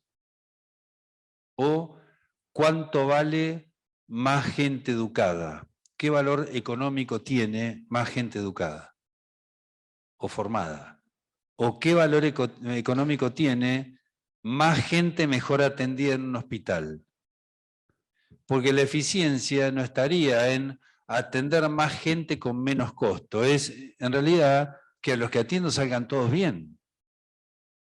Después puedo definir si por ahí no estoy invirtiendo bien en equipamiento y en procesos y demás, pero primero que salgan bien de acá. Y cuantos más vengan, mucho mejor. Entonces, la gran reacción de muchos sectores fue cuando en las provincias se intentó implementar, que en algunas funciona muy bien, por ejemplo, en la provincia de Buenos Aires, el sistema de recupero de costos. O sea, los hospitales públicos que te preguntan cuando te vas a atender si vos tenés alguna obra social, una prepaga. Es decir, ¿por qué querés saber eso? Y para que me lo pague tu prepaga esto. Tan sencillo como eso. O sea, si no, anda a la clínica que te financia tu prepaga. Eso es eficiente. Aun cuando parezca una mala atención. Pero eso es eficiente. Porque en definitiva me eligen para atenderse porque de alguna manera hay una satisfacción en ese servicio. Entonces, ¿qué tiene que ver esta definición de eficiencia con hacer la mayor cantidad de producto al menor costo posible? No va por ahí. ¿Por qué? Y porque no sabemos qué satisfacción produce la mayor cantidad de productos que nosotros hacemos. Y esa es la visión política. Eso tiene que ver con la visión política. Por eso el esquema gerencial lo que logra es decir, hacelo sí, solo sí, se gasta poco y se puede hacer sin problema. No importa a cuánto llega, no importa cuánto vale la educación. Acá han convivido varios esquemas para entender esta valoración social. Desde lo que fue la definición de bienestar social, la definición de bienes públicos. ¿Cuánto vale, por ejemplo, la discusión de bienes públicos, que era la visión más economicista? Lo que decían era, la gente, aún siendo economicista, esta visión decía, la gente prefiere seguir pagando para que haya educación, aun cuando no la use. Porque paga por el valor de existencia. Porque considera que habiendo más educación, esa sociedad es mejor. Entonces, aun cuando yo no utilice la universidad o no utilice la escuela o ya esté fuera de ese sistema, prefiero que ese sistema siga estando financiado porque eso genera mayor valor en la sociedad. Aún en esta visión muy economicista estaba por detrás esta idea, la importancia del valor de existencia de un bien público, no solamente del uso, sino de la existencia. Entonces, creo que en el inicio o en el prólogo de un plan, uno debería estar planteando esto, es decir, yo juego en estos campos, para mí la gestión tiene este modelo, para mí los valores de esta sociedad son estos y no me voy a correr de acá y nuestra doctrina es esta. Todo lo que venga después va a estar sin duda imbuido de estas grandes ideas. O sea, no me voy a poder correr de ahí. Ya no hay una discusión de valores ni de principios, sino que ya lo marqué de entrada. Porque si no tiene que aparecer cada vez que hablamos de un tema, decir, pero si ya lo sabemos esto, ¿por qué lo estamos nombrando cada vez que aparece un tema? ¿Hay que reafirmarlo? No, no hay que reafirmarlo, ya sabemos que es así. No podemos tener siempre todos los modelos con posibilidad de implementarse. Pero sí estos modelos están en batalla. Y por eso decía yo, hacía esta referencia a este spot, que habla solamente de una cuestión, le habla a un público que está convencido de que en el Estado se gasta mal y se roban todo. Entonces, a ese público lo que le dice es, yo eso lo voy a resolver. Es imposible que lo resuelva, porque está mintiendo. Porque no está diciendo la complejidad que existe por detrás de esa situación. De cuántas cosas hay que romper para que eso suceda. Obviamente es un plan estratégico, porque está acompañado también de la posibilidad de represión, sabiendo que esas pueden ser las reacciones. Pero ¿hasta dónde? Entonces, en esos esquemas, me parece importante que ustedes tengan en cuenta, al momento de sentarse a diseñar o a pensar estas cuestiones, es marcar claramente en qué sociedad estamos generando esto. ¿Cuál es nuestro análisis situacional en términos de país? Si no, vamos a caer en que cualquier cosa puede funcionar. Por eso, cuando nos preocupamos mucho por el proceso que está llevando adelante el equipo que negocia con el Fondo Monetario, decimos, es la única negociación posible. Si no, ya tendríamos un convenio firmado y después estaríamos quejándonos, bueno, está bien, pero esto, bueno, hubo que negociarlo y tiene estos problemas. Bueno, estamos tratando de que tenga la menor cantidad de problemas posible. No nos puede gustar nunca en el 100%. Eso ténganlo en cuenta en cualquiera de los temas que ustedes vayan a tomar como su objetivo de política. Es imposible que el 100% esté satisfaciéndolos. ¿Por qué? Porque hay gente que no quiere lo que ustedes quieren. Y ese tema está para toda la sociedad. Hay grupos que van a accionar en contra. Hay grupos que no van a estar de acuerdo. Hay grupos que van a cambiar de opinión a mitad de camino. Por lo tanto, esta cuestión también tiene que estar arriba de la mesa en cuanto a las condiciones de viabilidad. Si no de viabilidad, como bien decía Matus, por lo menos de escenarios. Escenarios posibles y con qué nivel de probabilidad podrían producirse estos escenarios. O sea, qué capacidades está teniendo quien pueda jugar en contra de esto. Volviendo a la primera clase, es considerar que lo normativo, cuando María decía la planificación normativa, nos quedamos todos conformes porque escribimos un libro y ya está. Ya estamos contando todo lo que va a pasar y todo lo que vamos a hacer. Lo que no estamos contando es qué vamos a hacer si esa realidad cambia o si hay alguna condición que cambie. Es como que escribimos todo el proceso de punta a punta. Entonces, lo que estamos planteándonos es a la inversa, es entender que todos los conflictos pueden estar arriba de la mesa y que todos los intereses van a estar contrapuestos. A partir de ahí, ¿cuáles son las probabilidades de salir adelante que tenemos? Porque yo le decía a Amado en su charla que me gustó mucho lo que él planteó, porque en cada uno de los temas que él planteó, hizo un análisis de cómo él pensaba que había que implementarlo y qué problemas podía llegar a tener esa implementación. Cuando habló del tema previsional, cuando habló del acuerdo con el fondo, cuando habló de cómo financiar planes sociales, cómo trabajar en un esquema más creativo sobre estas cuestiones. Entonces, eso me parece que es una cuestión que tiene que estar en este ejercicio que vamos a hacer. Judith, comentarios, porque no veo la pantalla.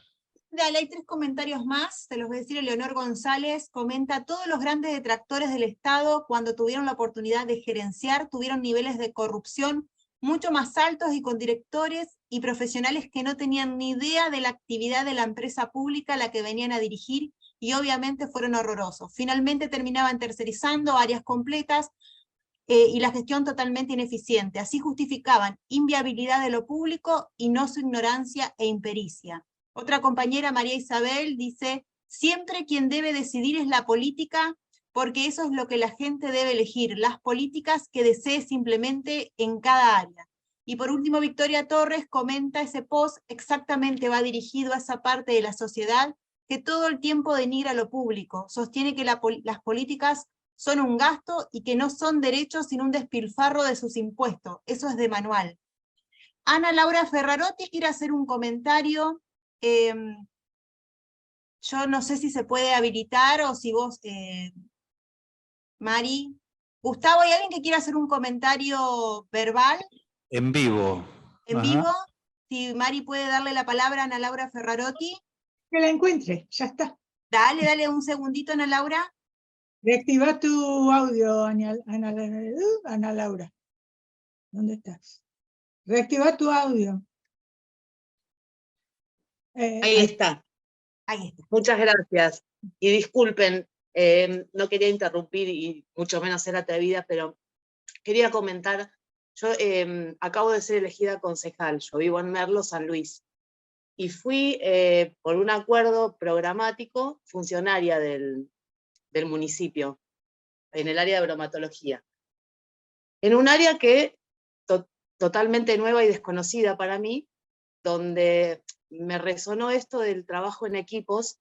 Cuando yo ingreso en la gestión, una gestión que estaba ya a medio camino, donde no había un plan de gobierno, no había una decisión política, y era muy difícil que los empleados municipales me respondan, me reconozcan, y de hecho terminé cambiándome de área, porque era un área muy sensible, el área de bromatología de ingresos públicos, donde uno como funcionario, si no tiene el respaldo del intendente, en este caso, termina siendo un fusible.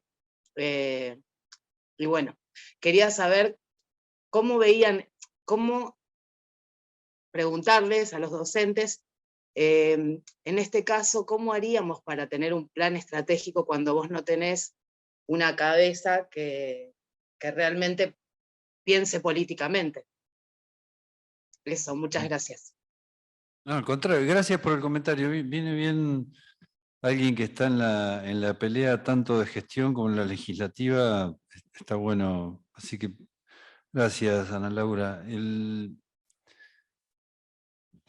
Uno podría hacer una respuesta fácil, por ahí seguramente hay muchas respuestas acá también, digamos, pero a veces el entusiasmo te lleva a asumir y bueno, uno dice, bueno, voy a poder, digamos, pero quizá no estaban dadas las condiciones de antemano, digamos, sabiendo quiénes eran los actores que estaban en juego, ¿no? Ahora, hay otro punto que vos planteas ahí que tiene que ver con los equipos.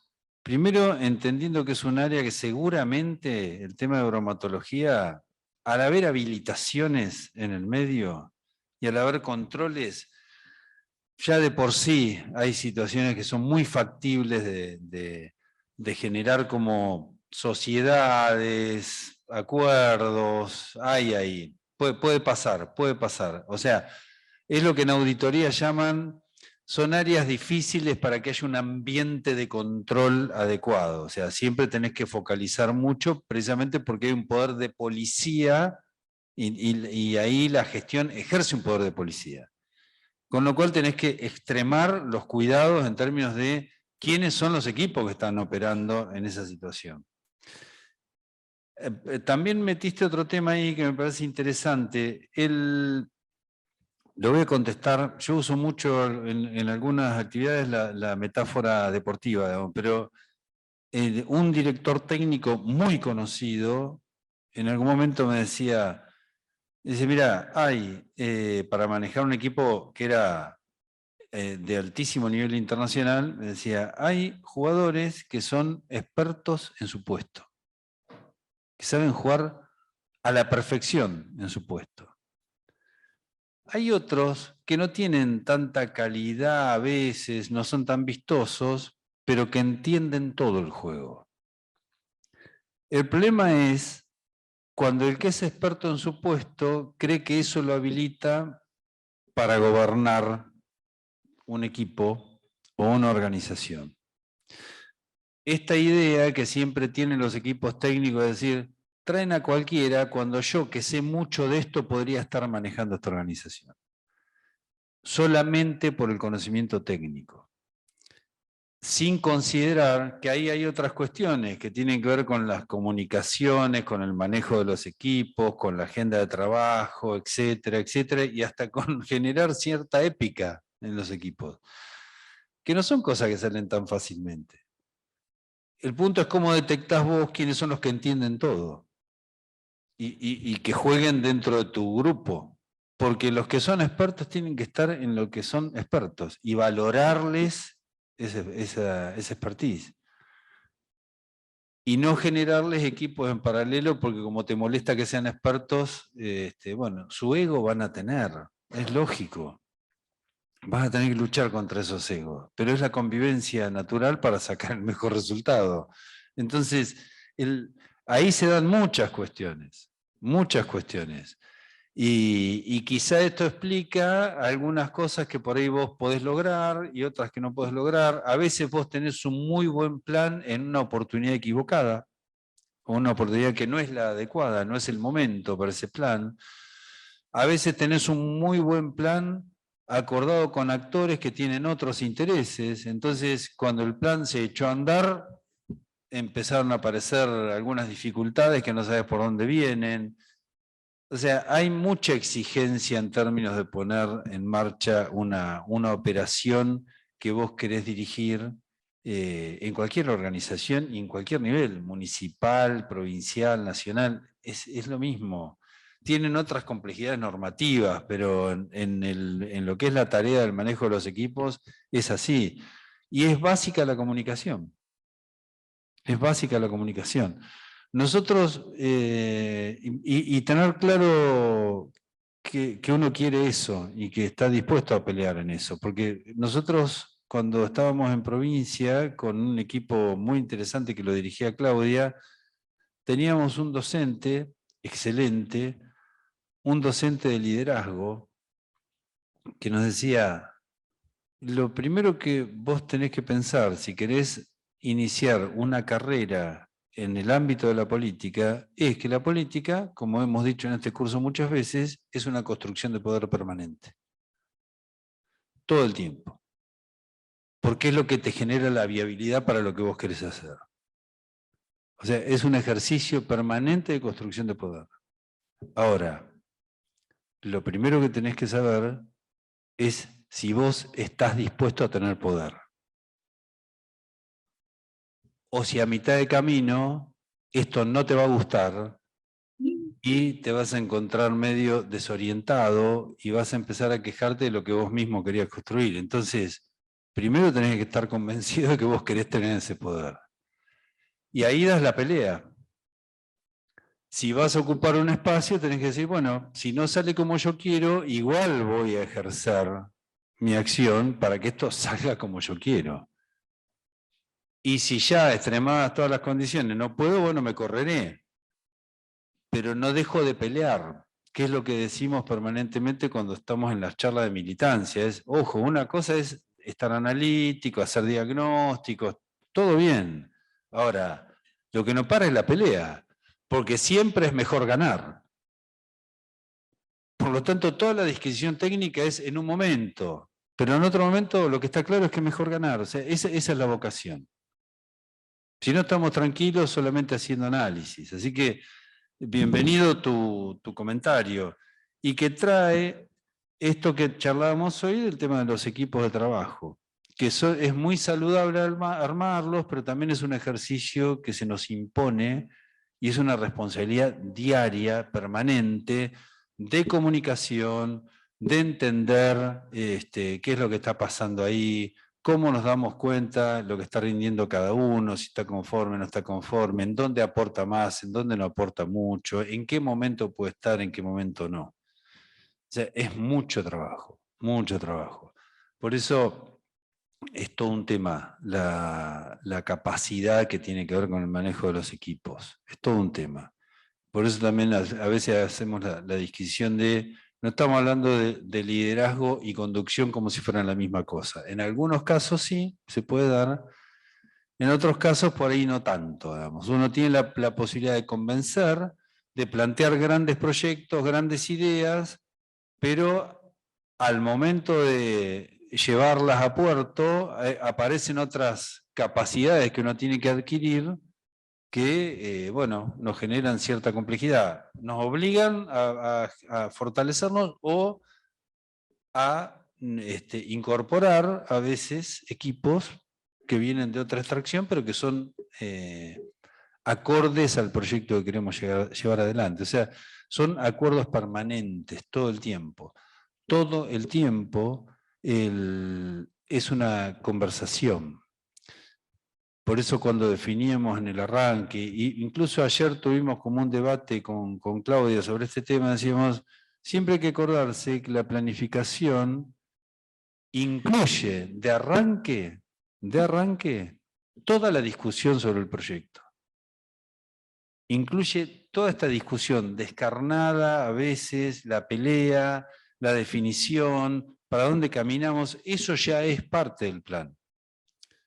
Después arranca esta idea de, bueno, ahora sí, establezcamos los pasos, los métodos, el cómo caminamos. Pero el debate previo, la discusión descarnada, la toma de posiciones y la negociación es el primer paso del plan. Es el conflicto expuesto arriba de una mesa y a discutir, que no es menor, porque a nosotros siempre nos planteaban algunos expertos en estos temas y docentes, que era, ojo, si uno trabaja bien en esta idea de cómo arrancamos la implementación de un proyecto, sabe perfectamente que se va a encontrar en esas organizaciones con distintos tipos de conflictos dentro de la organización. Hay conflictos de intereses, naturalmente, porque todos pujan por una cuota del presupuesto, de los recursos, de los equipos, que su espacio de poder interno. Hay conflictos cognitivos que son solucionables también, que son solucionables a partir de la capacitación, de la formación, del entrenamiento, es decir, áreas que tienen diferencias entre el abordaje de algunos temas. Bueno, se resuelve. El conflicto de intereses se resuelve porque es un conflicto de negociación. El único conflicto que no se resuelve es el conflicto personal. En el momento en el cual uno generó la posibilidad de un conflicto personal, eso ya no tiene solución. Ahí no hay vuelta, porque a mí no me va a gustar lo que vos presentaste solamente porque no te quiero a vos. Por ahí el proyecto es espectacular, pero si hay un conflicto ahí, ese proyecto a mí no me sirve por quien lo presenta. Entonces, ese es un cuidado permanente que también tenemos cuando abordamos una gestión en el arranque. Si me ibas a hacer un comentario. Dale. Buenas noches a todos, ¿cómo están? No, me interesó muchísimo esta última parte, también pensando en la última clase sobre cómo trabajamos con el conflicto y esto que decía Cristina, que la política también es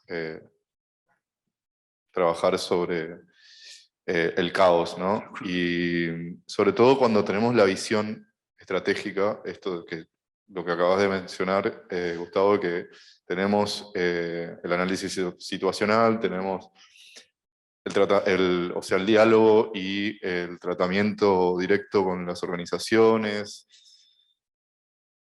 y cómo hacemos para generar viabilidad en nuestro proyecto, ¿no? Que es un gran trabajo y que tiene muchos desafíos en el camino y que justamente, como vos dijiste, hay conflictos cognitivos que son solucionables, que buscamos la alternativa para poder solucionar los conflictos cognitivos inclusive, y y que el proyecto se puede caer en el transcurso, ¿no? Y se cae porque hay un desgaste cognitivo, un desgaste anímico, un desgaste espiritual, hay conflictos en el territorio que no se pueden solucionar porque hay poderes enquistados que impiden que el proyecto inclusive se lleve a cabo. Entonces,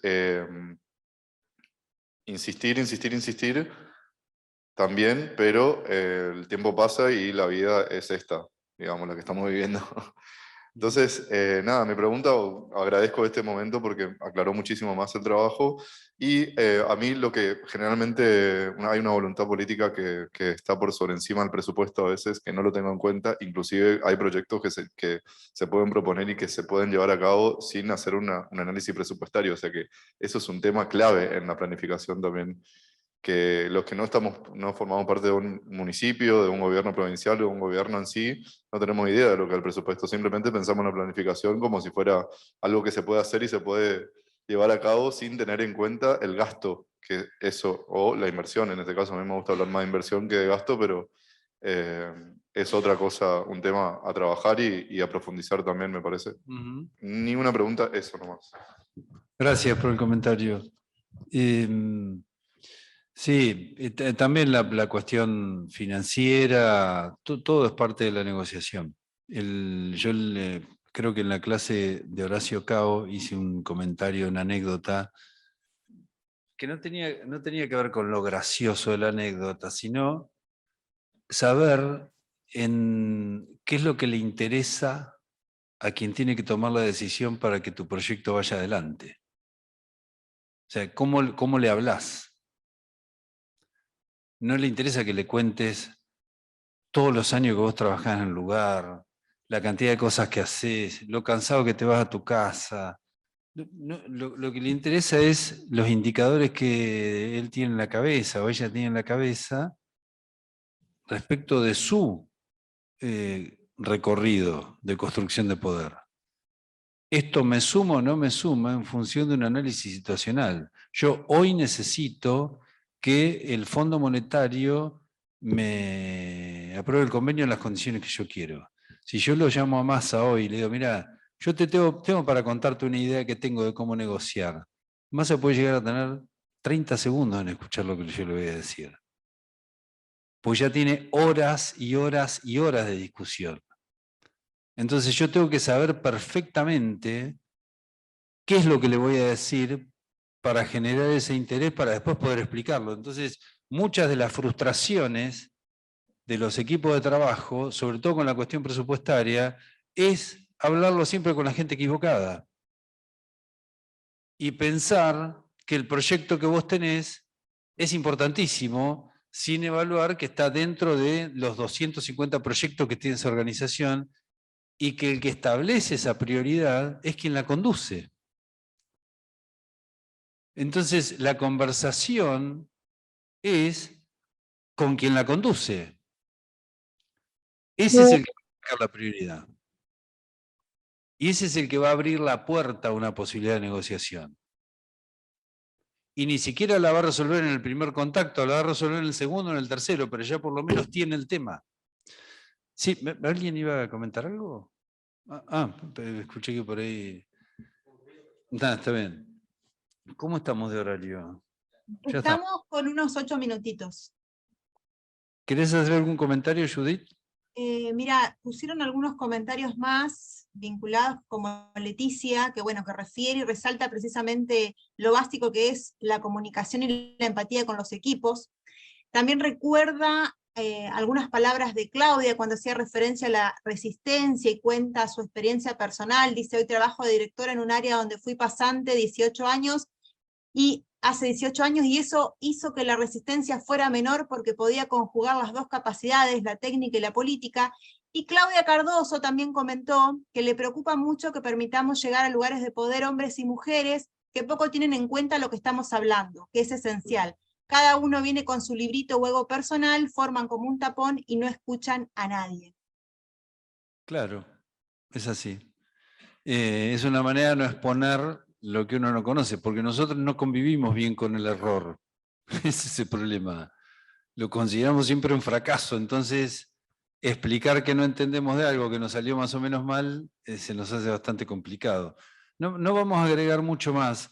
Yo mañana a la mañana lo que voy a hacer con estos equipos que están presencial, más quienes estén en el Zoom, es repasar algunas cuestiones más metodológicas de esto que estamos charlando, que incluso hasta sería bueno, como estos aportes que ustedes hacen, listarlos como cuestiones que ustedes consideran claves en la definición, en la negociación, aun cuando no tengan una precisión sobre el tema, pero sí marcar que es algo que les interesa, que puede llegar a influir. Y después de esa introducción, lo que vamos a hacer es, con un esquema que tenemos preparado, vamos a trabajar en equipos y vamos a producir algo que seguramente va a ser más que interesante.